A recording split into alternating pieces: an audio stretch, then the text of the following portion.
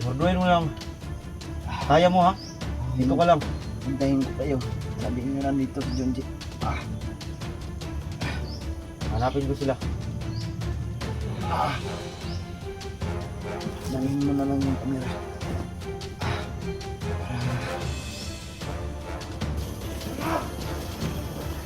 Wag! Hindi idama yan! Ayop kayo!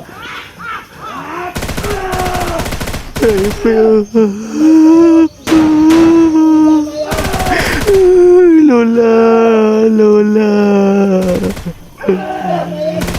Lola, Lola.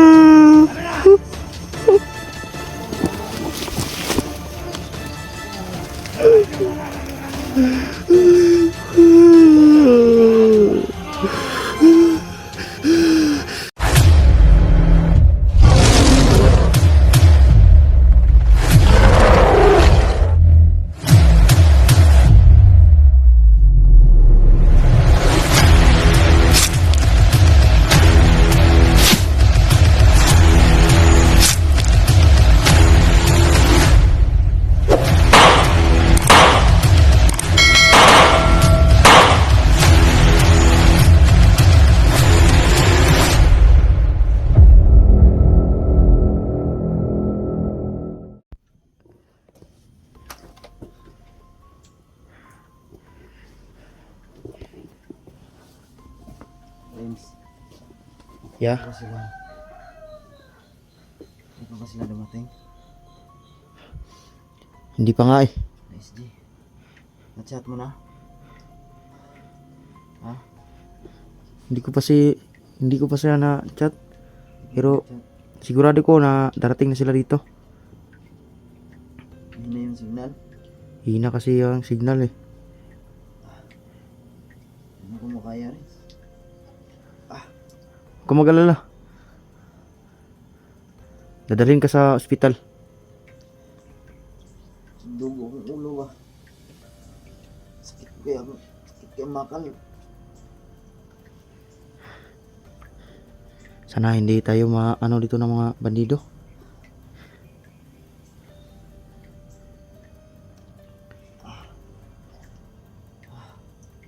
Para makaalis tayo kagad dito. Mayroon lang kamera. Ito ya.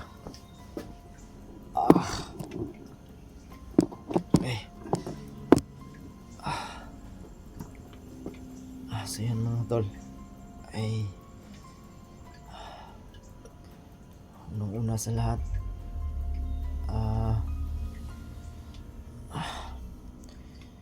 nagpapasalamat po ako sa inyong walang sawang suporta po, no.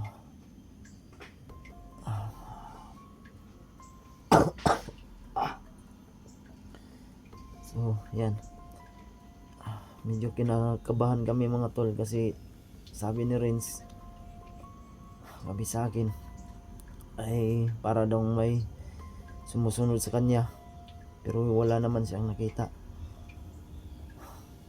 So ngayong umaga mga tol nakapag-desisyon kami na kailangan namin makaalis agad dito. Hinihintay lang namin yung feedback nila SJ kasi yun ko ba kung nag-send ba yung message ko na andito kami sa bahay ng lola ni Renz kasi aalis kami dito mga tol. Delikado kasi pag madamay si lola. Problema lang kasi nahihirapan ako maglakad mga tol. Kunting galaw lang ng aking tiyan, sobrang sakit talaga, lalong dumudugo, lalo na dito sa ulo ko kasi may pinalo kasi ako ng kahoy nung nahuli ako ni Commander Yawa. Malaki yung bitak ng ulo ko. Kahit anong gamot ko mga tol ay dumudugo pa rin. Sana tol kung may time po kayo i-share nyo po itong video para matulungan po ako dito, kaming ni Renz, na makababa na kami dahil hindi ko na kaya talaga. Para ba yung hininga ko is nag-aagaw na yung hininga ko mga tol. hindi na rin kaya ni Renz na ibaba ako dahil hindi ko kayang maglakad. Tapos ang sakit ng tiyan ko.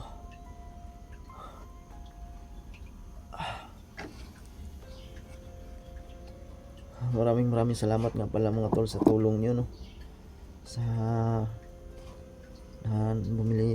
nagbigay ng pambili ng gamot kay Renz. Maraming salamat po talaga sa inyo. Andyan po kayo.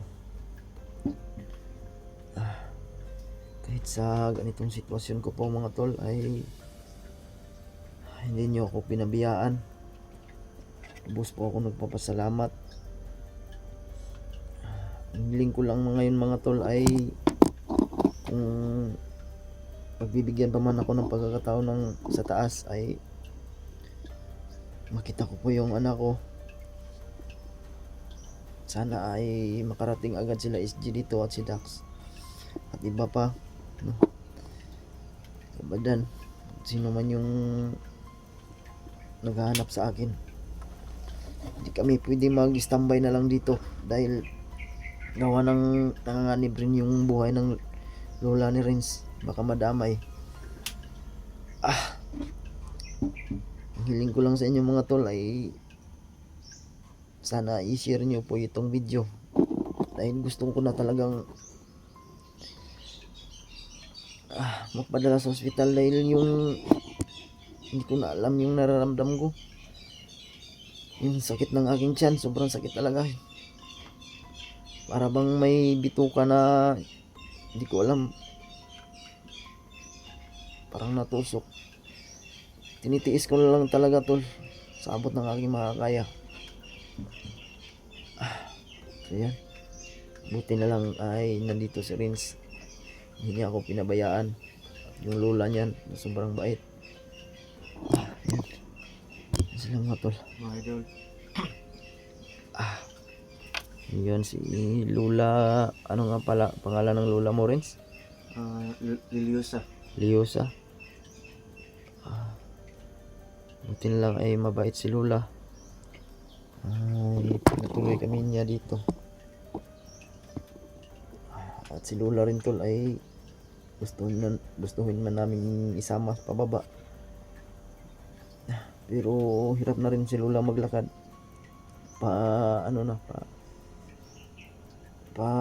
Ganun na, parang ano tol ba, sa sobrang katandaan. Hirap na rin. Dito na lang palagi siya sa bahay niya. Nag-iisa lang siya. Kaya kami na lang mismo yung aalis dito. Ayaw namin madama yung matanda. Ay hirap na.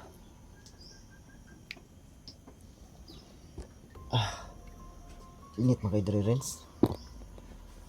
Baka muna, baka Ha? ano? Kailangan niya yung kamera.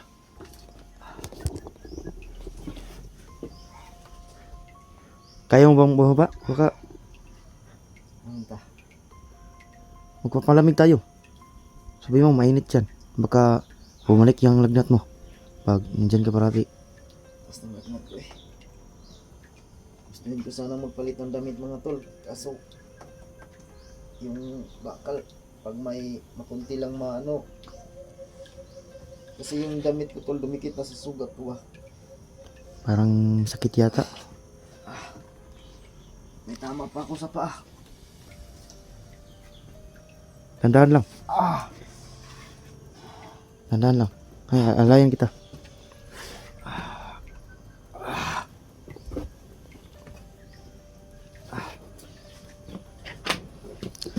La, doon muna kami sa labas. Papalamig lang kami.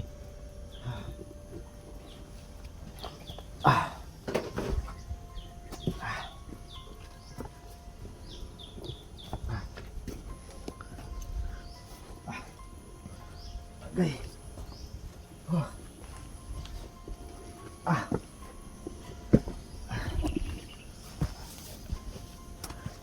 Dandahan lang.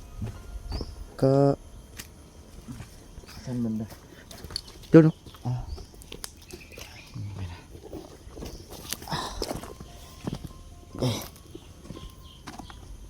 Dito. Ano dyan? Teka lang. Bahay yata ng kambing yan, Prince. Sensya ka na kasi walang upuan eh.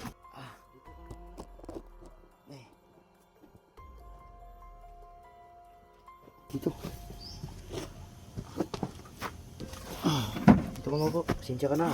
Wala talagang maupuan dito.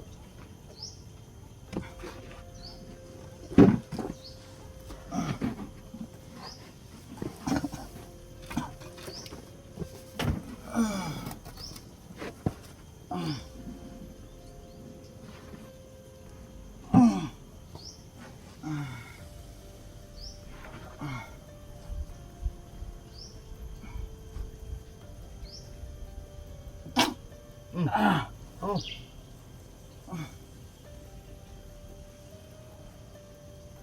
Oh.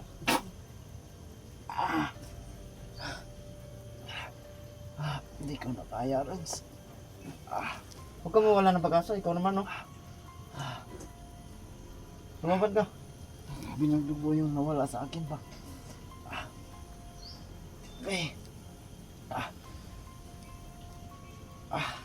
Ano kaya kung sunduin mo kaya sila kay SJ, kaya balikan mo para kung makita mo sila, dalhin mo sila dito rin. Oo nga. Tanda lang. Sige. Hindi ko na kaya. Dito ka lang. Hanapin ko sila. Sila SG. Tsaka sila Dax. Siguraduhin mo lang. Kaya mo ha? Dito ka lang. Hintayin ko kayo. Sabihin nyo nandito si Junji. Hanapin ko sila. Dalhin mo na lang yung kamera. Para Sige, ikaw bahala. balikan mo ko dito rin sa. Sige, dyan ka lang muna. Oh. May dugo na wala sa buwang. Gusto ko kang panalang hospital. Sakit na kayo. Paano ba to? Sige, dyan ka lang muna. Dalihan mo rin. Sige. Sabi nandito ako. Ay, mga idol. Grabe talaga ang buhay ni Kuya Junji. Critical na talaga. Kailangan hanapin ko talaga sila SG. Lalong madaling panahon.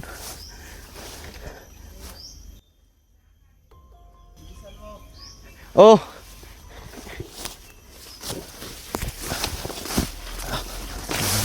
Kailangan ko hanapin sila SG at saka Dax.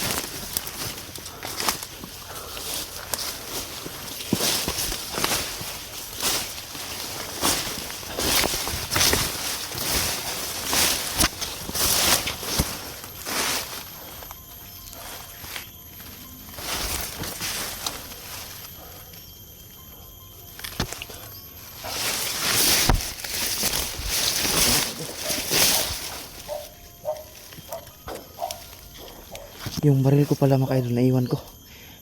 So kailangan kong balikan. Mahirap naman talaga yung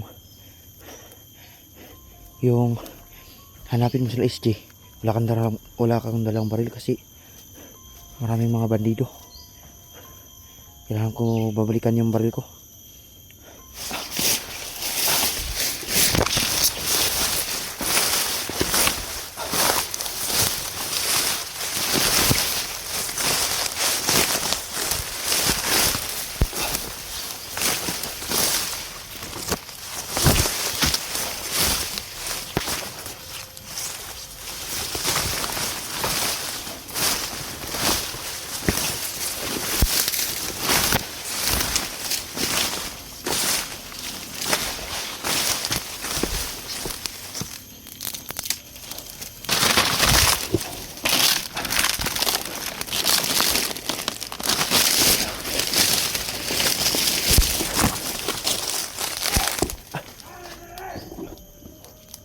Anong ingay yun?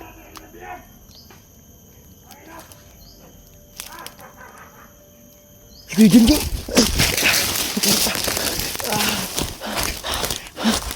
Patay!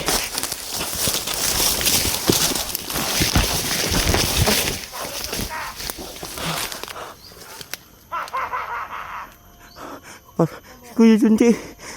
Puta!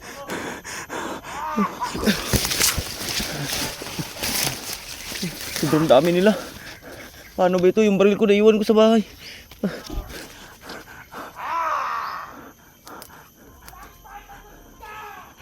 Paano ba to? Paano ba to?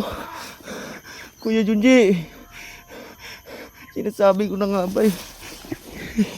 Paano ba ito? Mga ayaw kayo.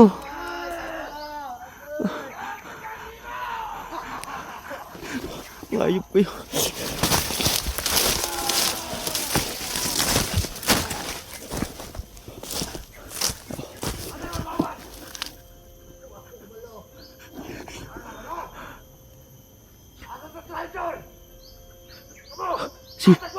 Si Lola. Si Lola. Oh, putang ina niyo. Si Lola ko. Kailangan ko makita si Lola. Baka anong ginawa niyo sa kanya. Mga ayop kayo. Mga idol. Patawarin niyo ako mga idol. Hindi ko maliligtas si... Hindi ko maliligtas si ano... Si Kuya Junji. Mga idol, patawarin niyo ako mga idol. Ginawa ko na po ang lahat.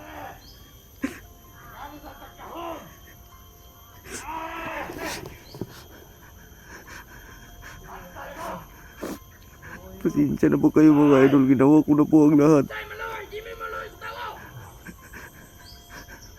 Gusto ko po sana siya iligtas kasi yung baril ko naiwan sa bahay. Hindi ko sila kaya. Sobrang dami nila mga idol.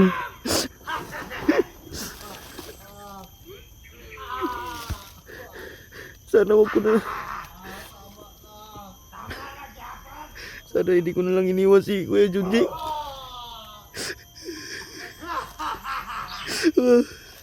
Ayop kayo.